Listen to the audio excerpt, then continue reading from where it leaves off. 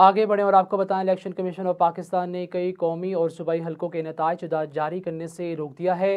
Election commission में इंतखाबी दरख्वास्तों पर समाअत member Sindh Nisar Durrani और मेंबर बलूचिस्तान शाह महमूद जतोई पर मुश्तमिल बेंच ने की है। तफसीलात के मुताबिक अपडेट करें तो आपको बताएं, इलेक्शन कमीशन ने NA56 Rawalpindi, NA53 Rawalpindi, NA60 Jhelum, NA69 मंडी Bahauddin, NA57 Rawalpindi, NA52 Rawalpindi, NA126 Lahore और NA127 लाहौर, NA87 खुशाब के हतमी नताइज जारी करने से रोक दिया है। इलेक्शन कमीशन ने बलूचिस्तान असम्बली के हल्के PP14 Nasirabad, PP44 Quetta, Punjab assembly के हल्का PP33 गुजरात, PP126 जंग, PP128 जंग का हतमी नतीजा जारी करने से रोक दिया है।